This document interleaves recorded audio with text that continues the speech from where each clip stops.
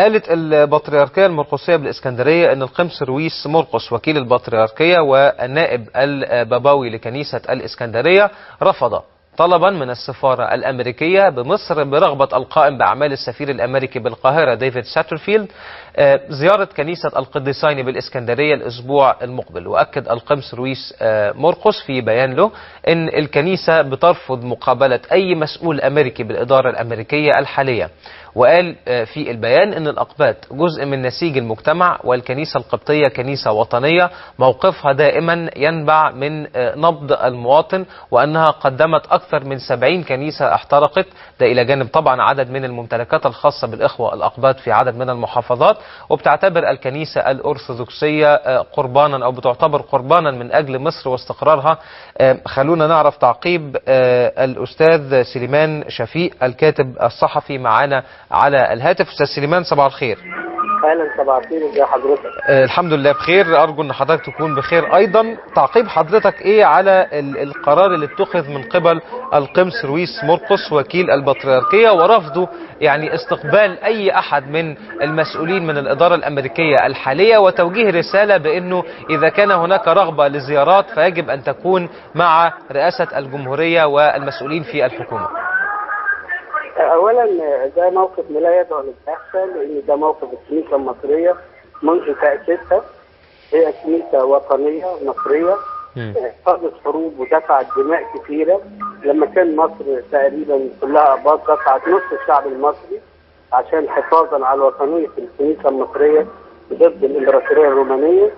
في بدايه عصر النهضه كان في البطريرك بطرس الدولي جاله قيصر الروسي وقال له ان انا مستعد احمي لعبات الارثوذكس. ساله قيصر بتاعكم بيموت؟ قال له لا، احنا بحمايه الله الذي لا يموت. فهذا الموقف موقف طبيعي وعادي، وطوال تاريخ الكنيسه ال 2000 سنه اللي فاتت لا يوجد موقف واحد للكنيسه اسقطوا الدين من اساسه. ده النقطه الاولى. النقطه الثانيه ان الولايات المتحده الامريكيه مع احترامي وتقديري ينطبق عليها المثل بتاع يقتلوا القتيل وينشروا بالنسل. لا عفوا، ممكن إعادة المثل مرة أخرى لأن الصوت مش واضح أستاذ سليمان. الجزء الثاني هو أن الولايات المتحدة الأمريكية ينطبق عليها المثل بتاع يقتلوا القتيل وينشروا بالنسل. فهم بيساعدوا الإرهاب في العالم. موقفهم لغاية دلوقتي من اللي حصل في مصر مش ثورة، وبناء عليه أي عاقل في هذا الوطن هيرفض تماما انه التدخل الامريكي. ثالث حاجه ان الجماعه الوطنيه المصريه بشكل عام بكل تياراتها ما عدا الجماعات الارهابيه ترفض الاستقواء بالاسلام. فانا باكد على ان ده موقف الكنيسه المصريه من ذلك هو موقف جزء من عقيدتها، لانها اسمها الكنيسه القبطيه الارثوذكسيه، يعني لاهوت الوطن والارض قبل لاهوت العقيده. فهذا موقف بديهي ليس له أي نوع من الجهل. وهو الحقيقة زي ما حضرتك بتشير هو مش موقف جديد. طيب يمكن الكنيسة استقبلت عدد من المسؤولين التابعين للإدارة الأمريكية، سواء مسؤولين في الحكومة أو من البرلمان، يعني هناك الكونغرس في فترة سابقة. هذا القرار هل تعتقد حضرتك أنه يعني جزء من هذه الزيارات كان في محاولة لحث الإخوة المسيحيين على تدويل قضيتهم، ويعني عشان يقدروا الأمريكان يتاجروا بأي نوع أو يجدوا مدخل ل يعني محاولة التدخل في الشأن المصري بصورة أقوى؟ لا، أنا بس عايز أصحح أنها لم تستقبل مسؤولين أمريكان أو أجانب كلجان تقصي حقائق أو كلجان جاي تدافع عن الأعضاء. نعم. هي بتستقبل زي شيخ الازهر ما بيستقبل، زي رئيس الجمهوريه ما بيستقبل اي ضيوف بيحبوا يجوا، سواء للتعارف او للحديث عن الوضع في مصر. مظبوط. لكن الفرق هي ان فكره كنيسه القديسين او غيرها اؤكد بتاريخ الكنيسه من اوله لاخره لم تستقبل اجنبي للاستقواء بيه او شرح بيه اي ملاحظه. لا يا فندم، انا ما قلتش ان هي استقبلته الاستقواء، انا قلت انه الاجنبي او عدد من المسؤولين في الولايات المتحده الامريكيه ان عندهم محاولات حثيثه لايجاد مدخل للتدخل في الشأن المصري، وبالتالي يمكن موقف الكنيسة دلوقتي برفضها استقبال أي أحد من الولايات المتحدة الأمريكية الآن بيوضح أنه يعني إحنا في غنى عن تدخلكم ومش محتاجين أي تشاورات. الصورة وضحت خلاص عندكم، أنتوا عارفين إيه اللي بيحصل، وبالتالي لا تحاولوا أن تتدخلوا في الشأن المصري من خلال الكنيسة.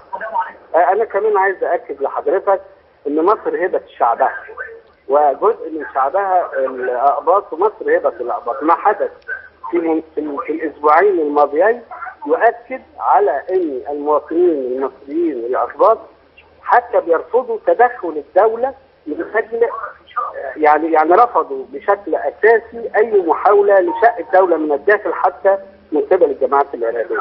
نعم. يعني الولايات، يعني في كنائس عندنا اتحرقت اقدم من تاريخ الولايات المتحده الامريكيه، عشان كده يعني انا رايي ان بهون جدا من هذا الموضوع.